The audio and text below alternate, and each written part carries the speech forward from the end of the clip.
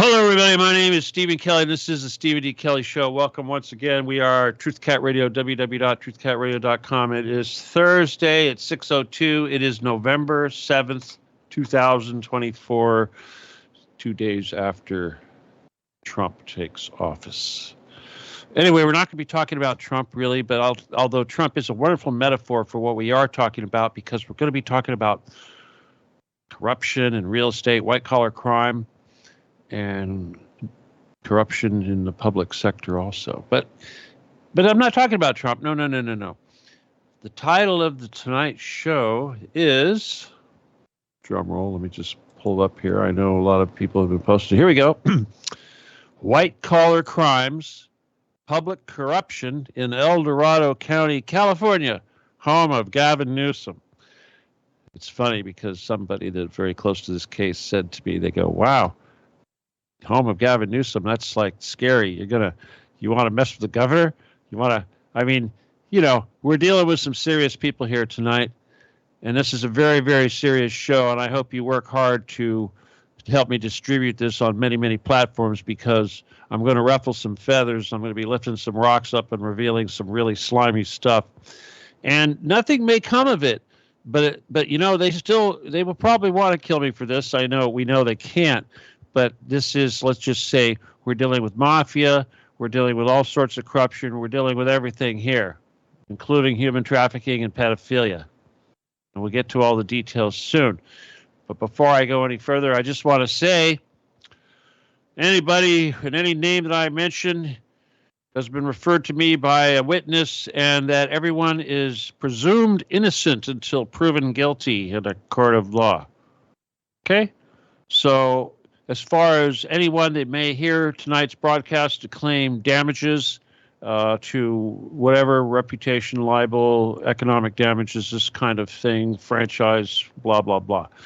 We're going to be talking about people that use the system in their favor, and this is what the mafia does. You know, how does a criminal stay out of jail? They get elected. There's that metaphor again. Anyway, bear with me, guys. We're not here to bash Trump. We're here to talk about the El Dorado County system. Now, I also want to point out, well, let's just start with this. You know, I have pages of notes in front of me, and more than likely, I'll just blast through this without even looking at them. And I hope I do a good job, because there's just so many quotations and testimonies from some very high-ranking people in this thing. But I've been working on this particular project now for at least 3 weeks, near as I can remember, something like that, perhaps a little bit longer. I kind of lose track after Las Vegas. You know, everything's a blur. But I think that I've been gathering evidence, and of course I've had the Jedi and the OTG people doing their due diligence and finding everything. But I got to tell you the story about how we got there. But I just want to say that the preparation for this show is relatively extensive, and it took a long time before we could really piece it together and get key testimony and key information that really tied it all in and connected the dots and showed us the exact mechanics of what's going on. And now that we understand how it works, we can see it being applied all over the United States, and we know who's doing it. But let's just talk about that. So basically, we're going to go down a rabbit hole here, and we're going to explore all kinds of nasty crap along the way. And we have a lot of victims. You're gonna see that a lot of victims piled up because of this system over there in El Dorado County. And I'm not saying El Dorado is the only one. You could take Placer, Reno, blah, blah, blah, LA, it doesn't matter. Orange County. Hell, my sheriff went to jail in Orange County, so I'm not, I was involved in that case, but this is not new to me. So corruption of this sort is everywhere, but we're focusing on this one county. And mostly because it's not just because it's a mafia bastion, but because it's Gavin Newsom territory. It's Getty territory. All right? We'll talk about it.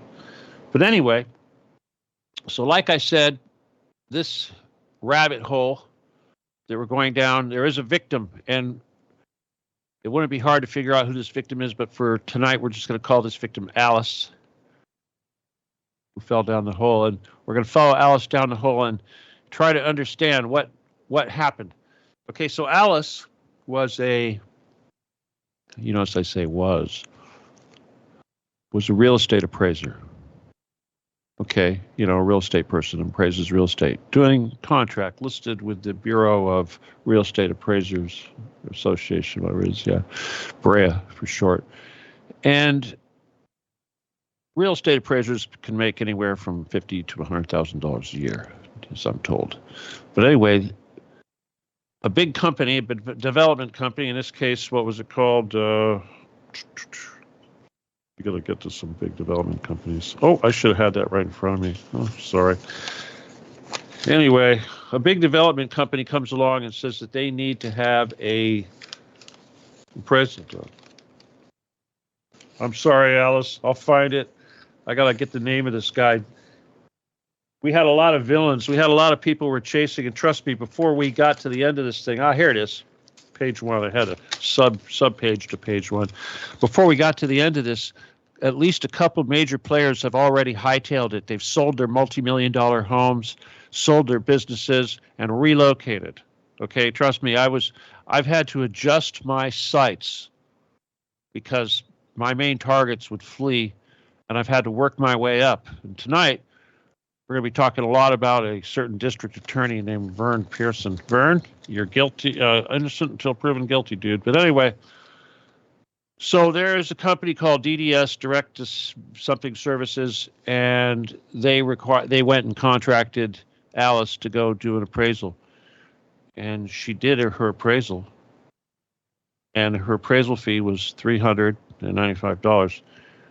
And apparently, this guy Rafferty over here at this DDS company thought, "Wow, that's highway robbery.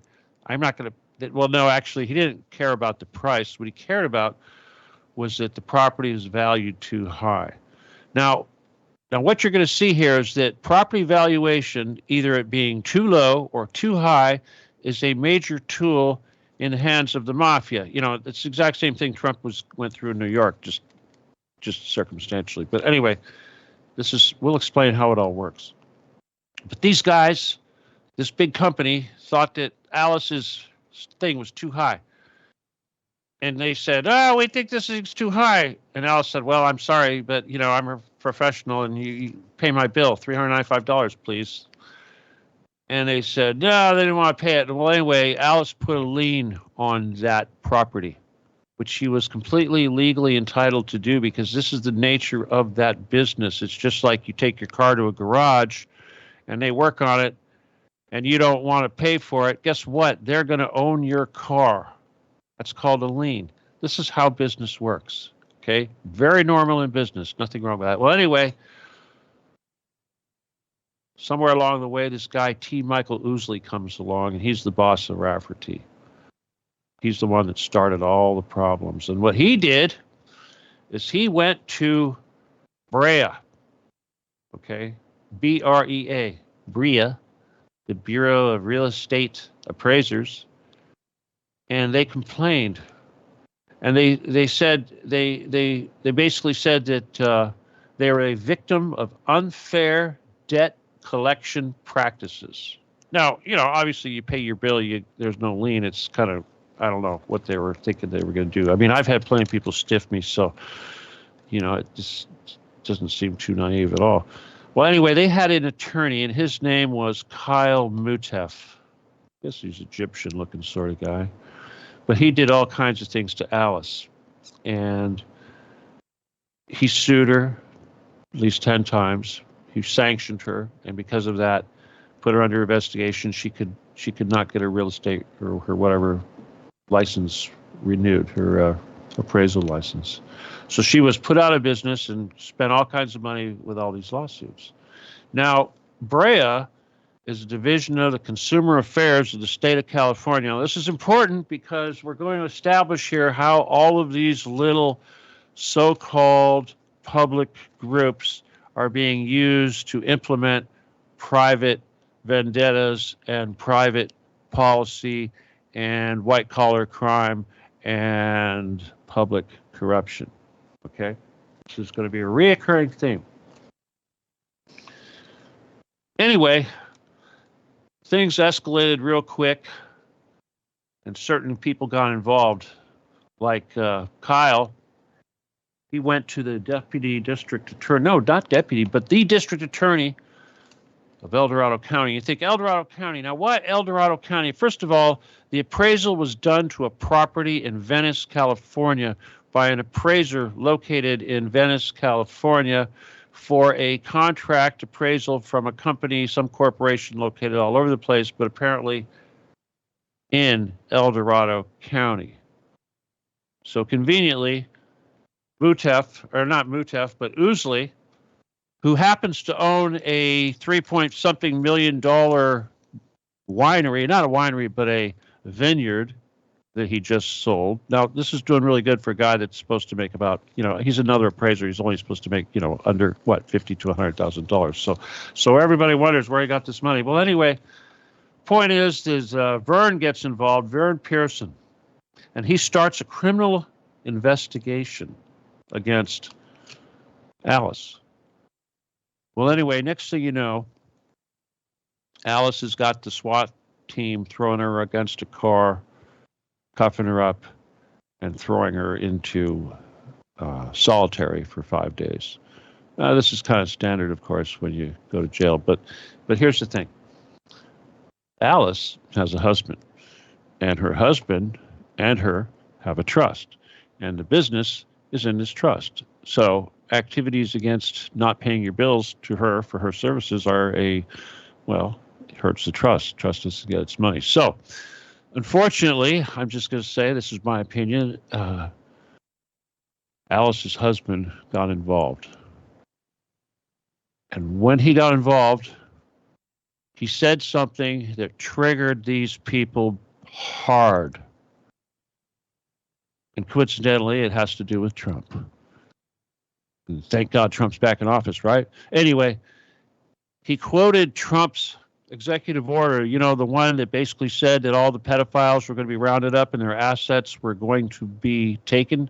The human traffickers, all of their assets would be taken. He mentioned that to these people, and they freaked out. Anyway, so Alice reaches out to me. I didn't know anything. And Alice is like just another person. I get a lot of emails like this, people that are sick and stuff like that. So this was a little bit different, but I don't even remember the details of the original correspondence. But I think what happened is I recognized how serious it was, and I got back right away. Now, I didn't mention, though, that Alice is wearing a bracelet, a ankle monitor, the GPS tracking device, telephone on the ankle. And 5 felonies. Alice is going to go to court here in a few days up there in El Dorado County. Remember, she lives down here. This is pretty crazy stuff. And so anyway, I'm getting involved.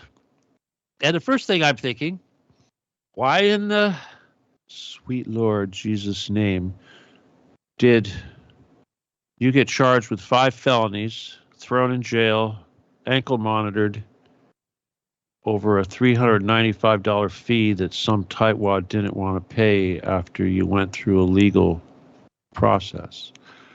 It didn't make any sense. It seemed like somebody was being crucified over $395. And then, of course, I find out that this guy had mentioned the human trafficking seizure saying from Donald Trump. Anyway, so right away, I'm curious. So the Jedi get involved, and we start digging. Now, bear in mind, Alice provided me with a lot of information, which was very hard for me to digest because it's difficult to get to know all these names and they're who's a good guy, who's a bad guy, who's suing who, this kind of thing. Sometimes people getting sued are good guys, sometimes they're bad guys. But I also talked to people that were inside of the local Masons. I'll just say that. I also talked to several people that were still working within the halls of El Dorado County government. And I also talked to people who were, let's just say, bounced from the halls of El Dorado County government, and are currently involved in lawsuits. You see, when this happens, when you get on the wrong side of these people, they will use all the public resources at their disposal to crucify you, and they won't let up. And they will do this until you die. And this is their MO. And again, this is a big part of the message that I'm going to try to convey to you tonight, because first of all, as you can see, this is abusive. These people are abusing public funds. And you'll see that this abuse isn't just spending money to persecute people that don't deserve it, but to do other things. So these people are callous. These people are cynical. They've been getting away for a long time. And why shouldn't they? When they've got people like Gavin Newson and Gordon Getty and the entire Masonic mafia system, Nazi system behind them. So it's natural to assume that they're connected. So let's talk about some of my investigations. Gosh, it's really hard not to skip to the good stuff, but one guy in particular, and again, it's easy to identify who I'm talking about, but he was a member of a homeowners association in El Dorado County.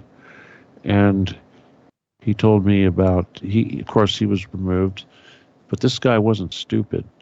This guy, not only was he very well versed in all the financial accounting intricacies involved here and able to do forensic analysis and auditing, which is just incredible, but he also had friends at the FBI, one of which investigates white-collar crimes, and the other which investigates public corruption.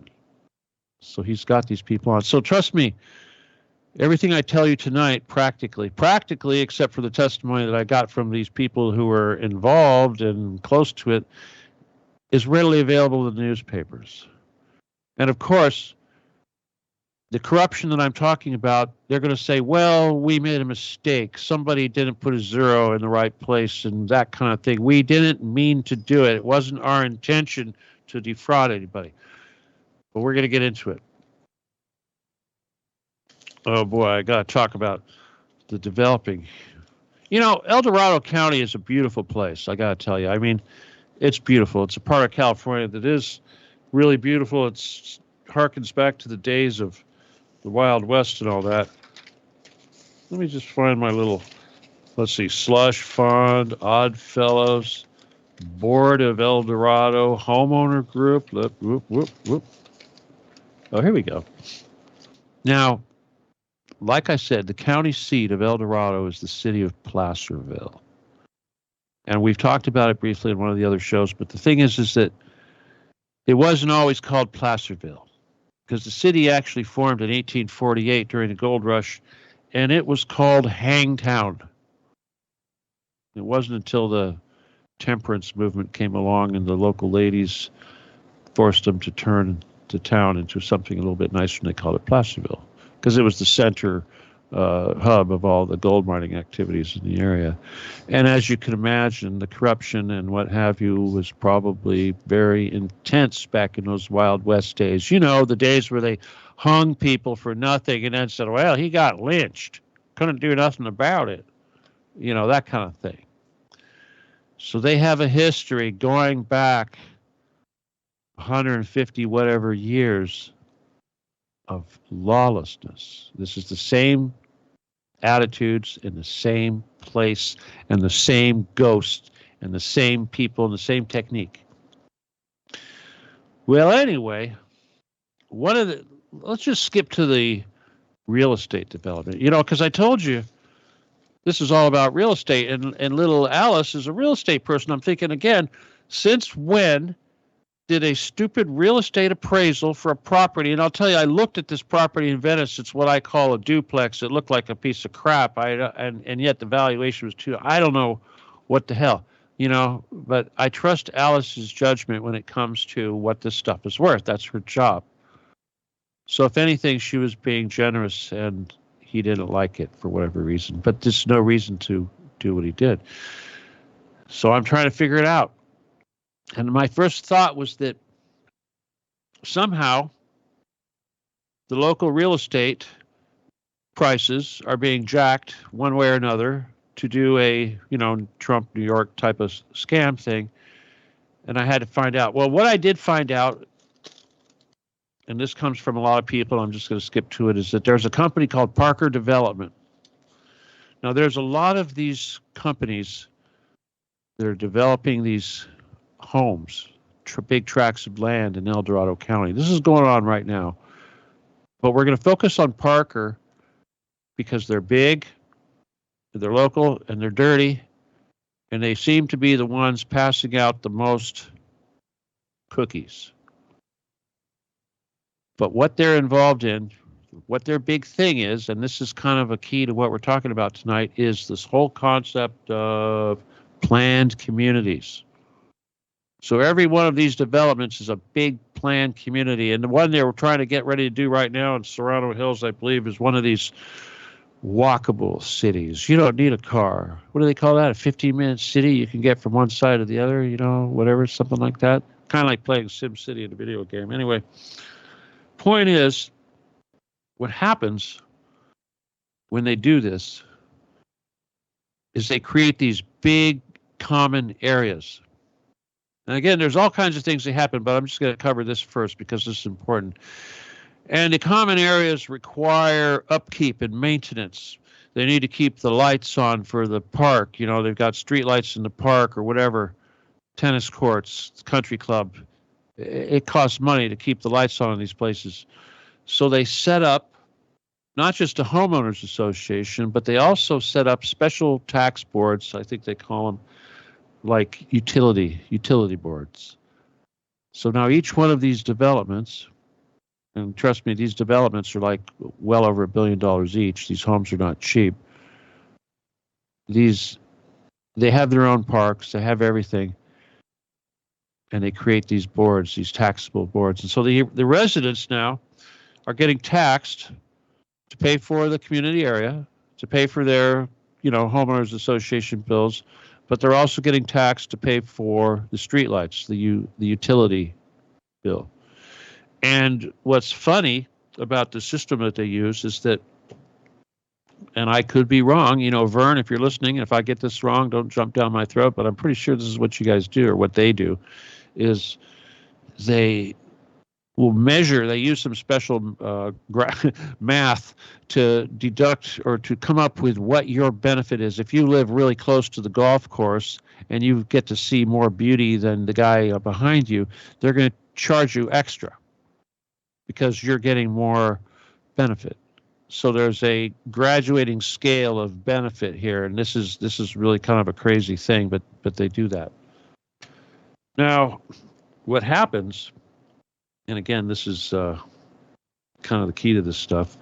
First of all, everything's got to be approved by the supervisors, the county. The county's got to approve all this stuff. Planners, commissioners, the surveyors, all that stuff. The people like the controller, very important people in this stuff. And obviously they're the ones that are getting the money. But what happens is, like, for instance, Parker here has never been denied a permit. Never. Planning department, basically red carpet the whole way for everything they do. There's a lot of little things, like the controller, the CFO for El Dorado County. What's his name? Harns, Joe Harn. He's a 30-year veteran. I think he's still there. But he's the second highest paid controller in California. Now, there's a lot of counties in California, but for some reason, I don't know who's number one. I would hope it would be L.A., but he's the second highest paid. He gets a lot of money. Joe Harn's a character. We're going to talk about him. But once again, I'm trying to figure out what's going on with this real estate. What are they hiding? So when they collect these money, it becomes a slush fund. And the reason why it becomes a slush fund is because the homeowners association is a private entity. It's not a public entity. So public money, public bonds are raised for these projects. They're raised for new parks. parks that already exist are turned over to these companies. Public property is being turned over to private companies. This is where it starts.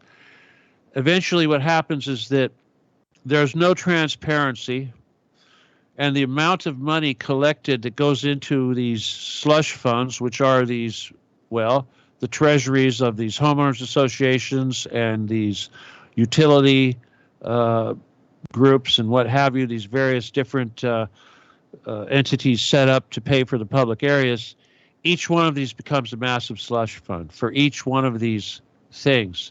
And these usually will exceed $1 million, each one of these things. And that's a lot of money when it's not accounted for. Well, let me see if I could give you a little more details. I apologize, you guys, if this is not going, but here's the thing.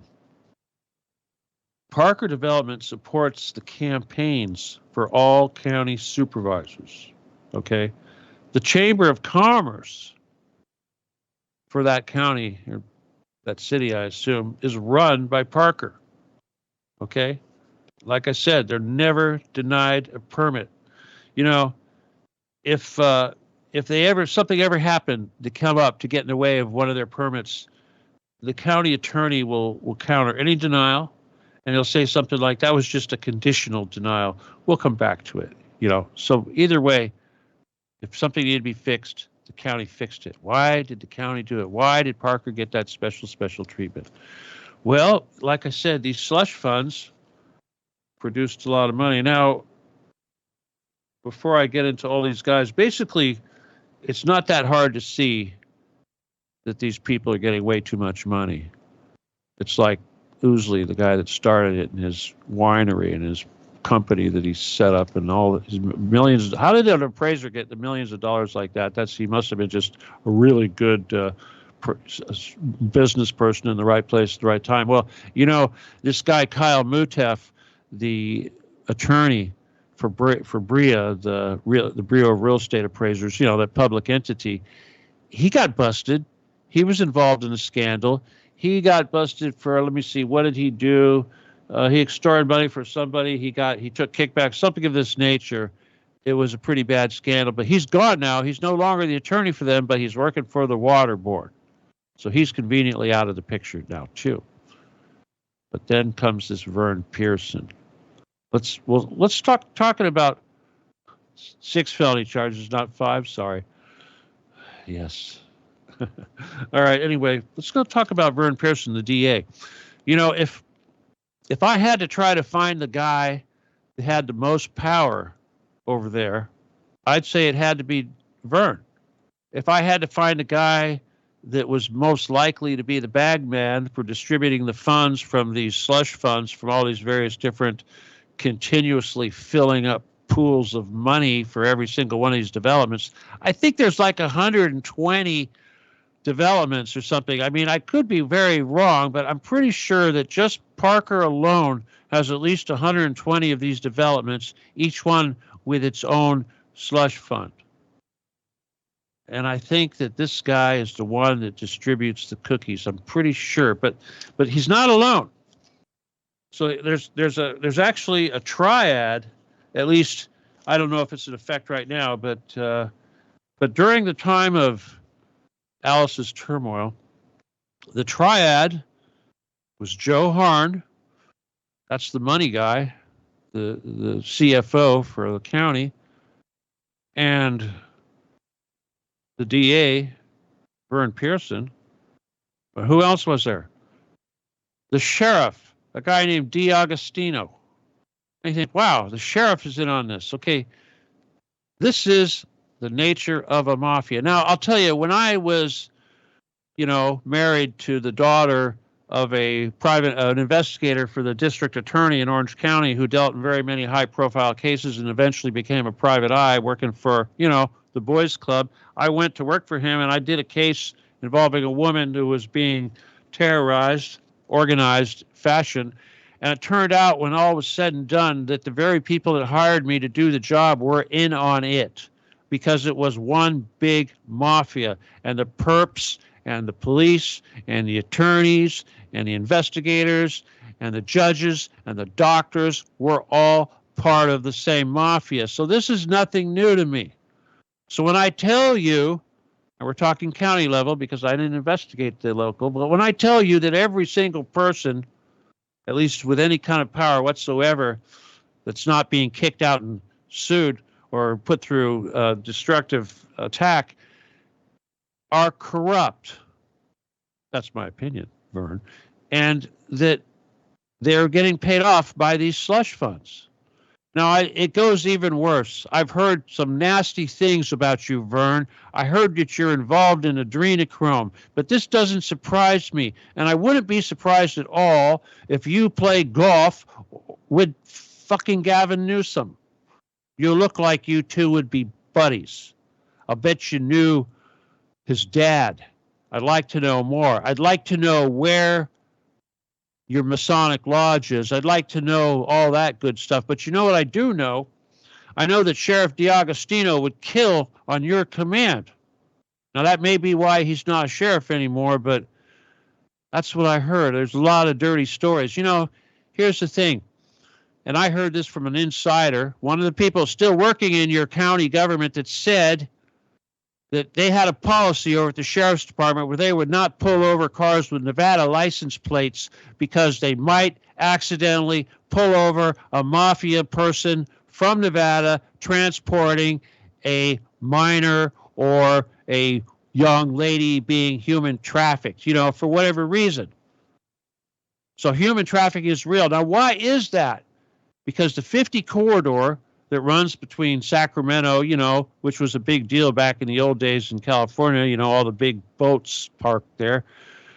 They had to go up through that pass to get to Lake Tahoe and the rest of the country. This is a very important corridor. There's a lot of drugs and human trafficking and everything you can imagine going through this corridor, and it is all policed by the sheriff. The same sheriff that we're talking about now. I should mention also that they have legal pot over there, but you know, just like everywhere, only the mafia gets the license to run the pot stores. You know who got the license to run the pot stores over there? Was best friend, buddy of Gavin Newsom. Isn't that sweet? What more can I tell you about these guys? Joe Harn. Let's talk about Joe Harn a little bit. Okay, now you look at these guys. Joe's look like, you know, he's older than me. He looks like shit and whatever. But, you know, you must have something going on because he got 2 female employees of the county pregnant and then used county money to pay for paying them off, shutting them up. Now, you could look this up. It's not hard to look up. But the other thing that Joe Harn did was he likes to have sex parties. Yeah, Joe, you dirty bitch. He has parties with underage girls. There was an incident where a minor female was injured at such a party and was transported out of El Dorado County to a neighboring county for medical attention, so as not to draw attention to Mr. Harn here. So Mr. Harn is clearly a pedophile. And why wouldn't he be? These guys support human trafficking. You know, you're supporting human trafficking. You don't think they're going to kick you down some gifts once in a while? You know who else got that? Trump. Yeah, that was Ray Harn. He's still active, or Joe Harn. Like I said, Agostino, he's gone. But Agostino, he's dirty. There was one guy here, you know, it's hard to keep track of who the players are, but there's one guy called Ray Nutting. Ray Nutting got busted for some crazy stuff, but on his situation, I think these were trumped up charges against him by the bad guys, and they accused him of all kinds of things. He could have been one of them, and they turned on him, and they accused him of the same thing he was doing. Who knows? But either way, he's not there, and he's one of the many people that fall into the victim category, I think, that is having to spend tons and tons of money to pay for the cost, the vehicle cost. Trust me, there's a lot of people that don't like these guys over there in El Dorado, and they do think they are a kingdom unto themselves. Let me see, what else can I tell you? T. Michael Ousley. Boy, I was getting ready to call that guy up, and he's like, "What? He sold his winery?" I'll tell you something about this El Dorado County, though, that you might find interesting. Not only did Gavin Newson make sure that his best friend got all the pot license, but during COVID, all the other counties had masks. You know, they had a mask mandate, but except for El Dorado County. El Dorado County did not.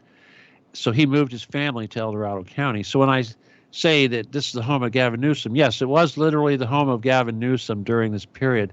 And of course, he did that so his children could get the benefit of not having to wear masks and all that shit that everyone else had to. Now, he's since moved back. They say he's moving to, well, first they said Marin. Now I guess he's moving back to Sacramento. But it's interesting that he can't decide where he wants to live right now. I think his children are telling him what to do.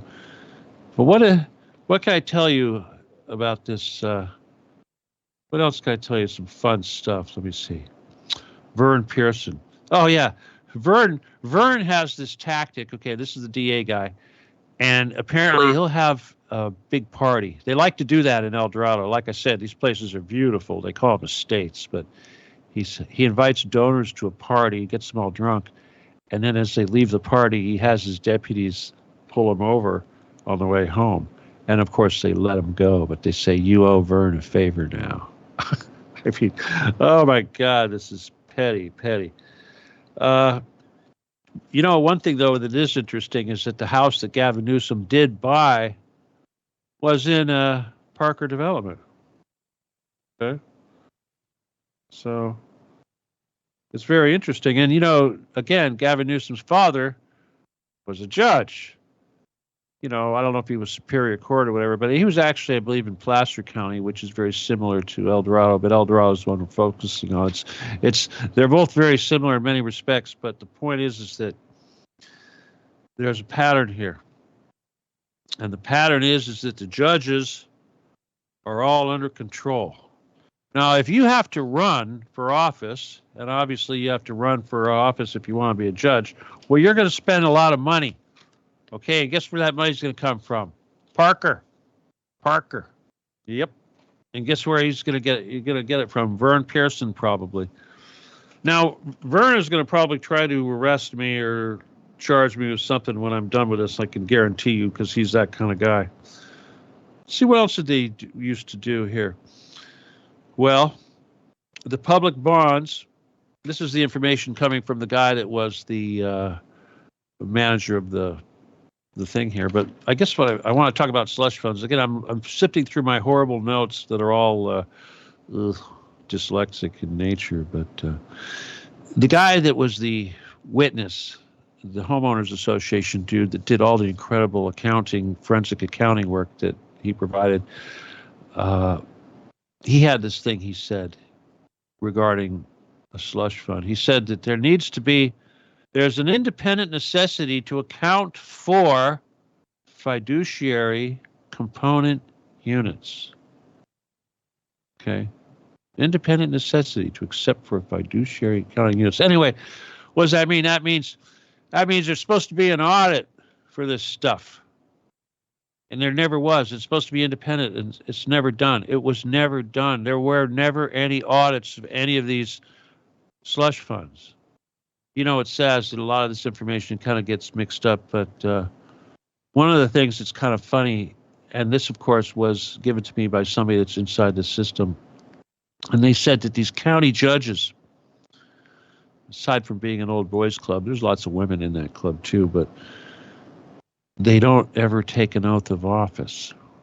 They don't actually take an oath. They actually laugh about it. Somebody, I don't remember which one of the persons it was that raised a stink about that, but because of that, they've actually modified it, and now they go through some sort of pseudo oath. But before, they never did. Now, why is that? Karma. Why would they forego the oath? The records show that they didn't take the oath. So that means that technically they were operating outside the law, but the main thing was that they had become nothing more than a tax collection board. for a private corporation.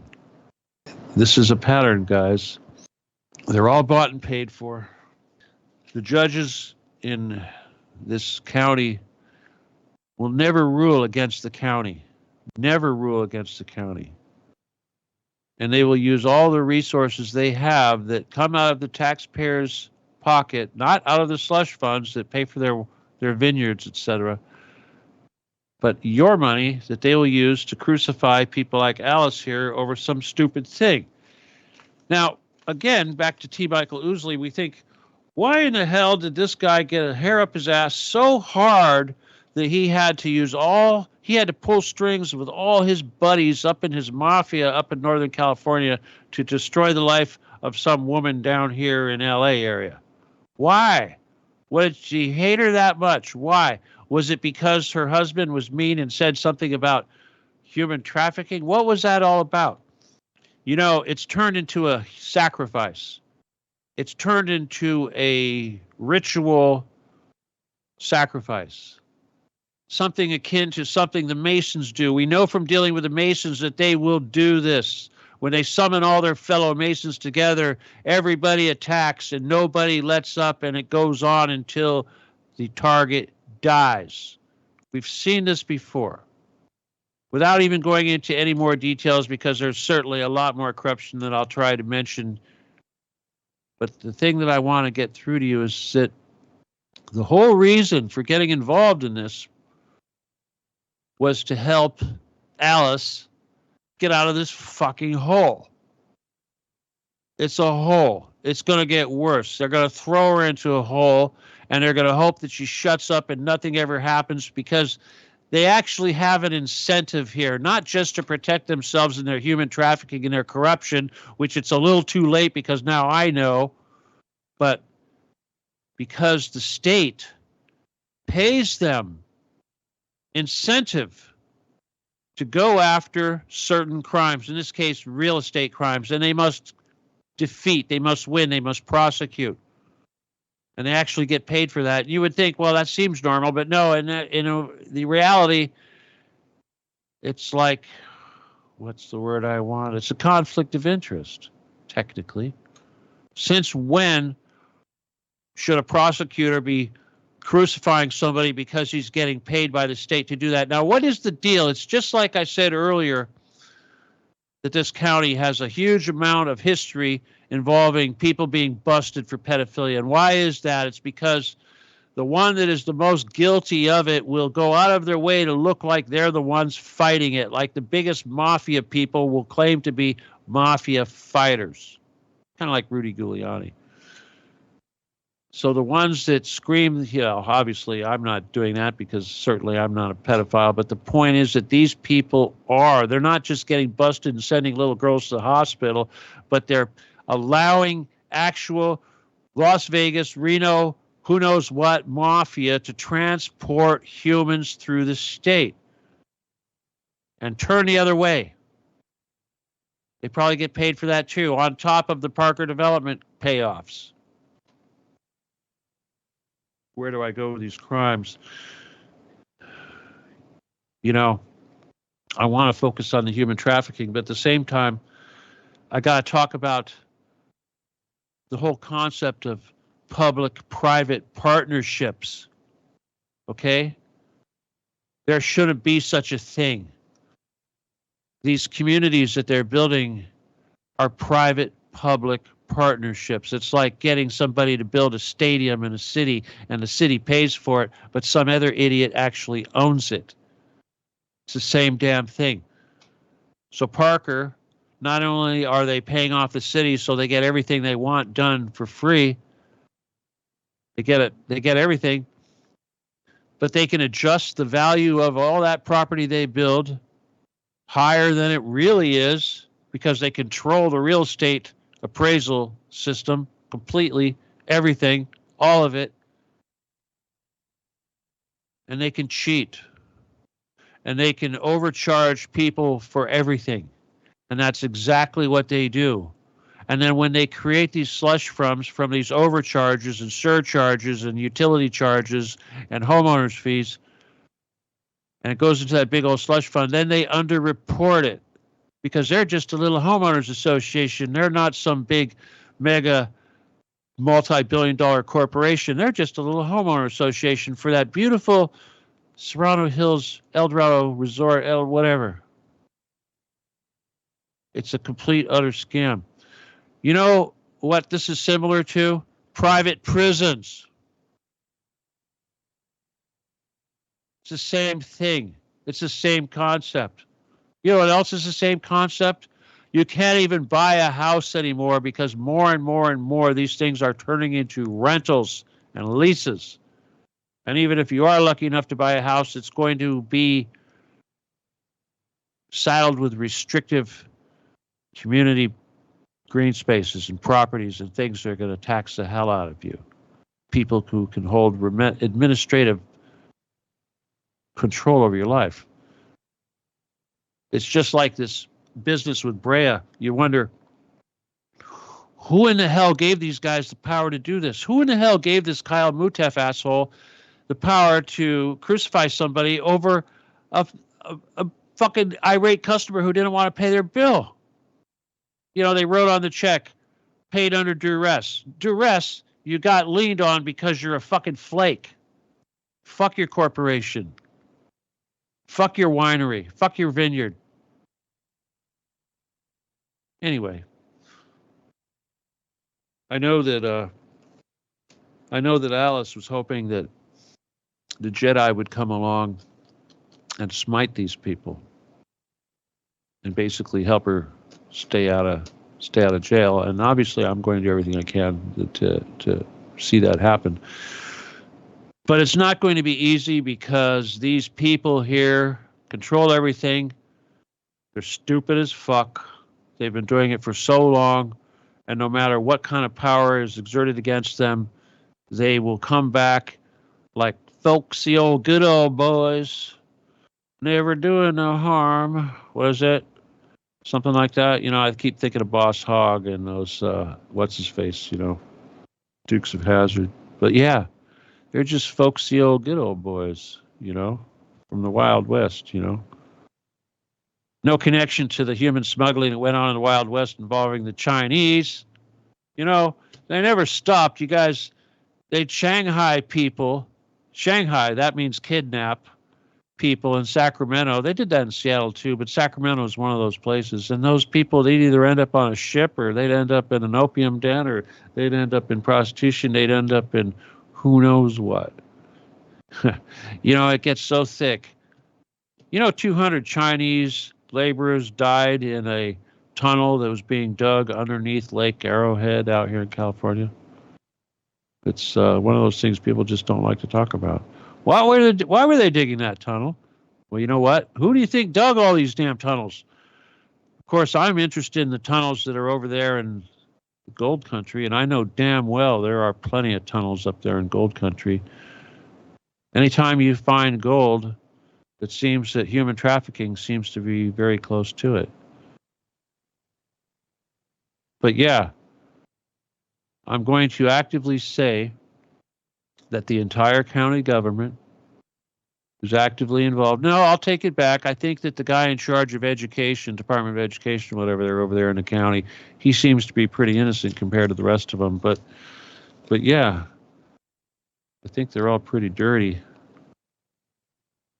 I think that this business with Parker Development, we know it's dirty. They've got plenty of investigations and lawsuits. But, you know, I'll tell you, when I hear about these investigations and these various different things that the various different agencies do when they have to respond to complaints about these different mafioso entities, is that they say, well, you know, we can't prove this. They made a mistake. They'll pay this restitution, whatever, blah, blah, blah. And everybody just goes on. But, you know, to me, this is just like the Flight 800 investigation, the whatever, the 9/11 investigation, or the Waco investigation, or the investigation into JFK. It's all bullshit. Because these judges and assholes that are making these investigations are the same type of fuckers that we're dealing with over here in El Dorado County. Now, maybe there are a few that aren't corrupt. They're not taking the the bribe money. They're not taking the Parker Development slush fund money. Maybe. But they find themselves on the outs. They find themselves defending themselves, and they find themselves being bled dry, having to fight off lawsuits one after the other. Every single one of these people that I've talked to has gone through that. You know, I'm a little disappointed that I didn't get to really connect these people directly to Gavin Newsom Sr. or his father, Bill Newsom, or the Masons for that matter. But I got plenty of scuttlebutt and plenty of pretty dirty reports directly from these high up there people, including people still in the government. So what I need from you guys is to help me spread this information. And when I say spread the information, spread this show and help me put some heat on these people and make this scandal international in scope. Okay? It's really important. And remember, this is Gavin Newsom's backyard. This is where he calls home. This is the sort of people that he is connected to. And you know damn well that whenever you got scandal and theft of this nature, that there's always going to be 10% for the big guy. In this case, the big guy is probably Gavin Newsom. So, you know I'm after Gavin Newsom. You know I'm after Gordon Getty. I'm after all of them, but I'm after these guys now too. I'm sure they're going to want to be after me, but my job is to get them after me so that I can talk about Gordon Getty. Of course, they'll probably concoct something that keeps me from doing that, but I don't care. This needs to be done. Somebody needs to do it. Alice needed help. I should mention that Alice's husband is a character, and he's not able to help her, and he's pretty much got a wall between him and her right now, and it's making it very tough. So if I could push a button and make these assholes go away right now, I would. And then she could go back to her life and maybe, you know, get to do real estate stuff again. Anyway. All right. I do want to say thank you to all of you that tuned in. Let me just look how many we got. Oh, we got a nice amount of listeners, probably. Let me just check my ISPs here real quick, and I see if I have any fun people from county government or something like that. There probably would be, huh? Netherlands. Hey, Wooter. United States. Yeah. All right. Well, anyway, like I said, there's a lot of people listening tonight. I thank you very much. If any one of you want to help me financially, please do use the PayPal and use Stephen Kelly 714 at yahoo.com, and please say friend or family so I can actually keep it. And I do appreciate every penny that comes with me. And if I need to get bailed out or whatever, I'll try to figure out a way to let you guys know what's going on. Obviously, I'm not worried about them trying to kill me, but you know, just another bullet to dodge, right? Yeah, I'm kind of rambling here at the moment. Let me see if there's anything else I want to share with you before I go. Let's see. Gavin Newsom, El Dorado County, open COVID. Yep. Keto parties covered. Yep. Oh, yeah. One of the favorite tactics of these guys in El Dorado County, let's say you're on the board of whatever and you're not, you're running for office, and what they'll do, the sheriff will come around. Oh, I'm sorry. Did I say sheriff? I meant some mysterious person will come around and they'll pull up your opponent's campaign signs and toss them in your yard, and then they'll charge you with a felony for doing that. Another thing they like to do is firebomb. Another thing they like to do is flooding. Yeah, they do all that. Now, listen, if you want to call the FBI, ask for Jamil, Jamille Hassani, Hasani. He's the white-collar crime unit. And Austin Harper. He's in the public corrections corruption unit.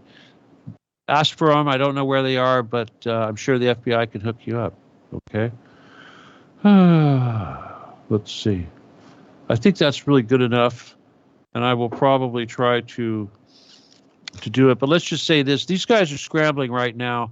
They're being asked to do forensic audits. They've been asked for emails. The judges have been doing everything they can to block release of emails, but there was some emails that came through, and one of them was between one of the supervisors. I think it was, one of them, and park or development, and they were saying, hey, let's get together in Washington, D.C. and have dinner, stuff like that. So it's pretty dirty, and it's going to come out, and it would help a whole lot if you people could help make a lot of noise and spread this stuff on Twitter and social media.